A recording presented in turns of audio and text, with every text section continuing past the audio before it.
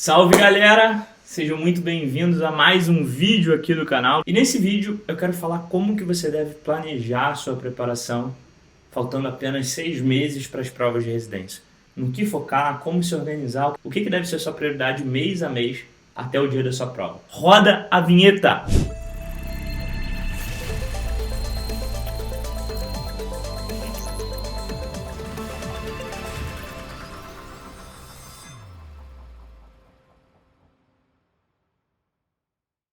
E ó, para esse vídeo a gente vai fazer um negócio diferente aqui. A gente vai fazer um desenho, eu vou esquematizando aqui com você o seu planejamento do ano com aquilo que eu julgo mais importante, tá bom? Então, deixa eu colocar aqui meu pincelzinho para a gente ir desenhando, fazendo brainstorming juntos. E ó, aproveitando enquanto isso, deixa seu like, se inscreve aqui no canal para receber mais conteúdo de valor sobre residência, prova prática, etc. Então vamos lá, vamos traçar uma linha aqui, porque o seu ano agora vai ser dividido em dois, tá? De maio a agosto, o seu foco vai ser um. De agosto em diante, o seu foco vai ser outro. Isso porque, galera, a gente tem que entender como é uma prova de residência. A prova de residência, ela é dividida em, normalmente, uma prova objetiva. Então, vou escrever aqui. Que vale 50% da sua nota. Uma prova de segunda fase, que normalmente equivale a 40% da sua nota, e entrevista. Ah, Bernardo, mas tem prova que é só a primeira fase. Tem, tudo bem. O seu planejamento vai ser basicamente igual, exceto por um detalhe aqui, tá? Mas me acompanha que você vai entender como que isso impacta a sua rotina de estudos. Por que eu dividi o ano em dois, cara? Porque é o seguinte... Mesmo que a sua prova de residência exija uma prova de segunda fase, e ao você olhar para esse número aqui, caramba, Bernardo, 40% da nota, então eu vou começar a dividir meus estudos, vou estudar 3 dias para a prova objetiva, 3 dias para a prova prática, 1 dia para a entrevista. Isso aí é a maior cilada, tá? Não precisa disso. Não precisa disso porque a prova prática, seja ela multimídia ou de habilidade, ela exige uma densidade de conhecimento muito menor do que a prova objetiva.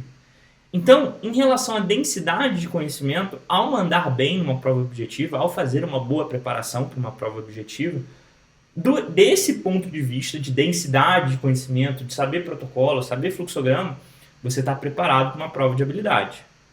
Agora, o que você não está preparado na prova de habilidades? A simulação, a prática, colocar a mão na massa, saber o checklist. E isso aí você não vai aprender, a maior parte disso, em vídeos do YouTube. Você vai aprender no treinamento, na prática.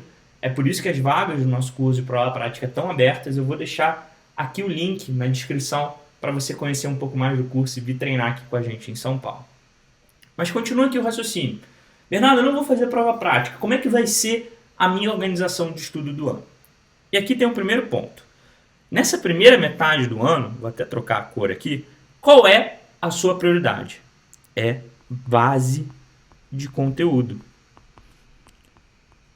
Como assim, Bernardo? O que é base de conteúdo?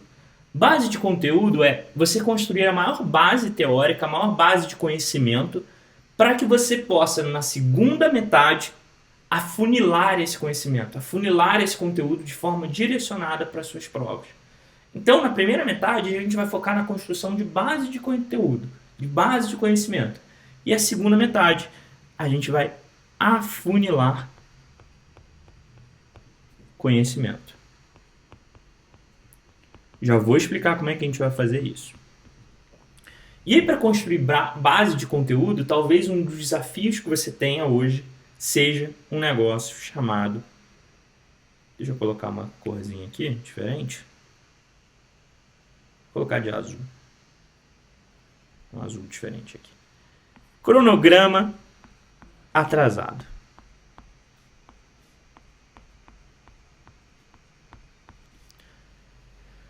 Letrinha do pé, né? Escrita com pé aqui. Mas vamos lá, cronograma atrasado.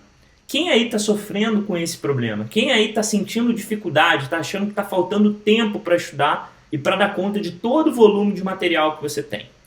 Olha, se o seu cronograma está atrasado, a primeira coisa que a gente tem que refletir é sobre a sua metodologia de estudos. Porque Qual é o cenário?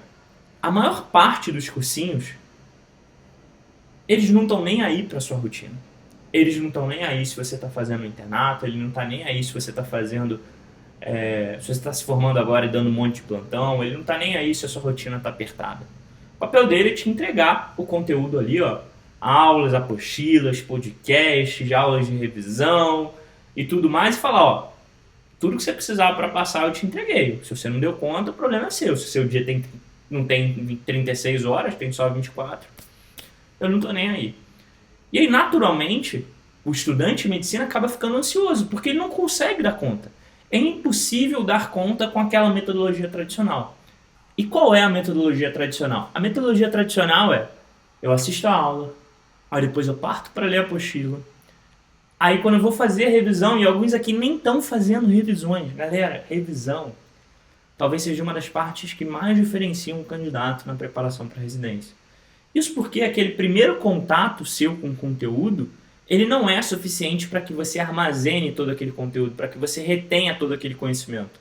Para isso a gente precisa de revisões. Então se você não revisa, se o seu cronograma está atrasado ainda sem revisão, você está duplamente atrasado. Mas calma que a gente vai resolver isso aqui. Então continuando, você vai assistir a aula, ler a apostila, aí você vai revisar, você dá uma releitura na apostila, você dá uma relida ali no seu caderno, e aí, por fim, você faz questões. Além disso, tem os simulados, tem as provas na íntegra, tem o seu internato, as provas da faculdade, os seus plantões, sua vida social, a saída com os amigos, dormir, comer, tomar banho, tudo isso aí que você tem que encaixar na sua semana. E aí começa a ficar difícil, né? Começa a ficar complicado, por quê?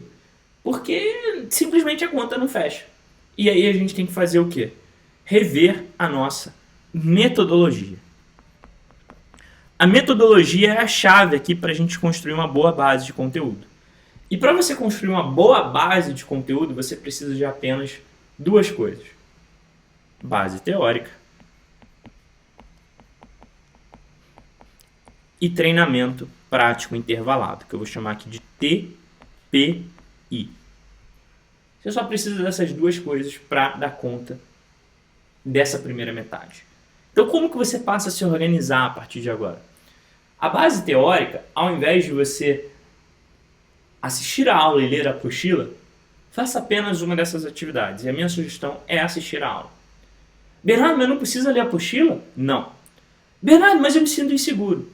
Tudo bem, então continua com o cronograma atrasado, a escolha é sua. Agora, se você quer começar a recuperar o cronograma atrasado, a gente precisa tornar o seu tempo mais eficiente. Então, ao invés agora de você seguir aquelas etapas, base teórica, apostila, releitura da apostila ou releitura do seu resumo e questões, a gente vai usar a aula e as questões. Só. Fernando, mas eu não entendi, ficou confuso. Como é que isso vai funcionar na prática? Basicamente é o seguinte, você assistiu uma aula hoje, tá? Então assistiu uma aula de trauma. Dá um intervalo, umas 24 horas ou 48 horas, e faz um bloco de questões. Quantas questões eu faço, Bernardo? Um bloco de 30 a 60 questões. 30 a 60 questões e pega esse percentual de acerto. A partir desse bloco de questões, você vai entender o que as bancas costumam cobrar mais dentro de trauma. Você vai ter um estudo muito mais direcionado daquilo que você precisa saber, daquilo que você precisa focar para esse assunto. E aí você não vai estar lendo a apostila de forma desenfreada, tentando adivinhar o que vai cair na sua prova. As questões vão estar te respondendo o que é mais importante.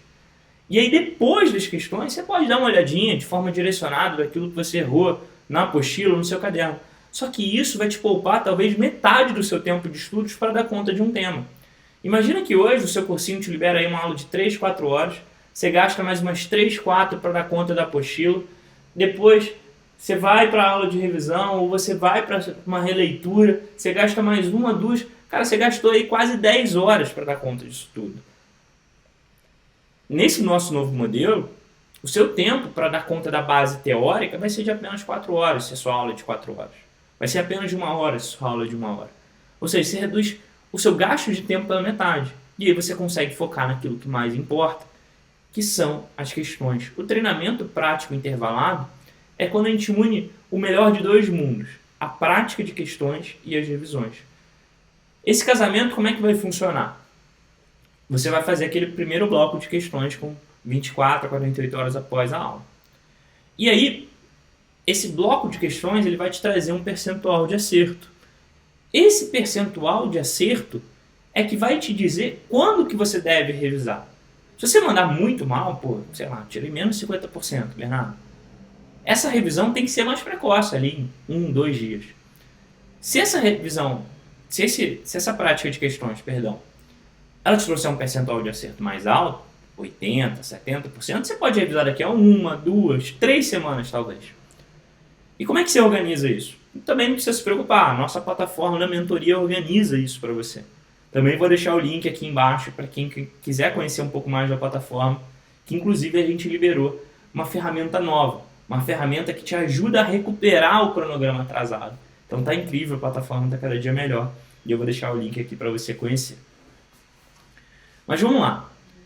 A partir desse percentual é que você vai direcionar suas revisões, é que você vai falar quando você deve revisar esse assunto. E aí, quando você chegar na revisão, como é que você vai fazer? Você não vai começar pela aula, você não vai começar pela apostila, você não vai começar pelo caderno. Você vai começar direto pelas questões. Bernardo, mas eu vou errar muito, eu tenho medo de fazer questões, eu me sinto insegura, eu não consigo. Tudo bem, então de novo, continua com o seu cronograma atrasado, continua sem evoluir seu percentual de acerto. O que a gente está te entregando aqui é o ouro para que você torne o seu estudo mais eficiente. E eficiência é trazer mais resultado com menos tempo de esforço. Então, a gente precisa se organizar, porque se a gente não tratar esse problema, tentar recuperar o seu cronograma atrasado vai ser como tentar tratar um doente apenas baseado no sintoma sem pensar no diagnóstico. O diagnóstico de 99,99% das pessoas que estão com o cronograma atrasado é uma falta de metodologia de estudos, é uma incompatibilidade entre a sua metodologia e o seu tempo disponível para estudar. Se você faz qualquer coisa que não estudar para residência, aquele padrão de consumir todo o material teórico e aí só depois no final da linha fazer as questões é simplesmente inviável. E a gente está reorganizando isso aqui. Tá? Então agora que você entendeu a metodologia, como é que você começa a implementar isso ao longo das suas semanas? Como é que você começa a recuperar os conteúdos atrasados? É muito simples. Não adianta só olhar para o que ficou atrasado e deixar de estudar o que vem de novo, porque senão você vai estar sempre atrasado. Também não só adianta você estudar o que ficou de novo, o que vier de novo, né? E deixar o atrasado lá para trás, jogar essa poeira para debaixo do tapete. A gente tem que atuar nas duas direções. A gente tem que recuperar uma parte desse cronograma atrasado, ao mesmo tempo que a gente continua dando conta do conteúdo novo. E você vai ver que ao utilizar isso aqui, base teórica mais treinamento prático intervalado, que é justamente a nossa metodologia da mentoria, cara, você vai ter muito mais tempo disponível na semana. As suas revisões, você não vai gastar horas e horas ali. Para dar conta de um conteúdo novo, você não vai ter que assistir 1000 aulas e ler 100 páginas de uma apostila. Você vai simplesmente assistir a aula, dar um intervalo e praticar questões. Assim o seu tempo fica muito mais eficiente. Então, nesse primeiro momento do ano, até agosto, eu quero que você esteja focado nisso aqui. Em dar conta do conteúdo novo, em estudar novos conteúdos, fazer questões. Bernardo, quanto do meu tempo na semana eu tenho que dedicar para fazer questão? Olha, vamos fazer uma matemática simples aqui. Vamos dizer que durante a semana você estuda, 12 horas líquidas. Bernardo, eu nem sei quanto eu estudo, eu não sei quanto tempo eu gasto. Começa a registrar isso. Essa métrica é super relevante até para você poder acompanhar o seu progresso, até para você poder visualizar. Será que eu estou estudando mesmo quanto eu acho que eu estou estudando? Às vezes a gente acha que a gente está produzindo horrores e se a gente começa a registrar nem é tanto assim. Então, tenta registrar o quanto tempo você estuda. E dentro desse tempo eu sugiro que 50% dele, pelo menos, seja praticando questões. Seja fazendo o nosso TPI. Seja ali fazendo provas na íntegra, revisões com questões de conteúdo novo. Independente. Da onde vieram essas questões, eu sugiro que 50% do seu tempo de estudo seja praticando questões. Você vai ver o resultado que isso traz. Não vai ser confortável no início, vai ser difícil, mas isso vai te trazer muito progresso. Então, entendemos aqui a primeira parte do ano. Chegou a hora da gente afunilar o nosso conhecimento. Como é que a gente vai fazer isso na prática? Basicamente, através de um negócio chamado prevalências. O que são as prevalências? As prevalências são o padrão de cada uma das provas de residência. É a estatística por trás das provas. É o que elas mais cobram dentro de cada grande área. E essas pistas são preciosíssimas porque elas vão direcionar o que você mais deve focar para as provas que você vai prestar. Então imagina que hoje você vai prestar, sei lá, USP, IANSP e PSU. Isso aqui, nessas 3 provas, você vai encontrar prevalências completamente diferentes de quem vai prestar, por exemplo, uma SURSE, uma CESPE e um ENARE. Por quê? Porque são bancas diferentes, são padrões de provas diferentes, são estilos de preparação diferentes e são temas diferentes que vão ser cobrados. Como é que você começa então a organizar isso? Imagina que é um funil, tá? Se na sua primeira metade, você deu conta aqui, ó, desse topo de funil. Você estudou os principais temas, os temas mais clássicos, as abordagens mais clássicas. Só que agora chegou o momento da gente afunilar mais o funil, de acordo com o quê? Com as prevalências. Então, são as prevalências, são esses padrões que vão te dizer o que você deve mais estudar, o que você deve olhar com mais carinho. E como é que você organiza isso, Bernardo? Pô, vou ter que pegar uma planilha de Excel, baixar as últimas 5 provas, colocar numa tabela, cruzar, porque eu quero fazer várias provas, Bernardo. Aí eu vou ter que cruzar a prevalência da USP, prevalência do IANSP, prevalência do PSU, mas aí vão ter várias prevalências misturadas. Como é que eu organizo isso? De novo, também não precisa se preocupar que a gente já teve esse trabalho para você. Foi para isso que a gente criou o Projeto X. O que o Projeto X faz, galera? O Projeto X é o seguinte, ele, com um clique num botão, você me fala quais provas você vai prestar e a nossa plataforma da mentoria, ela cria um cronograma diário baseado nos temas mais prevalentes. Para quem entra no PNP, o Projeto X vem de graça. O PNP é o nosso programa de prova prática.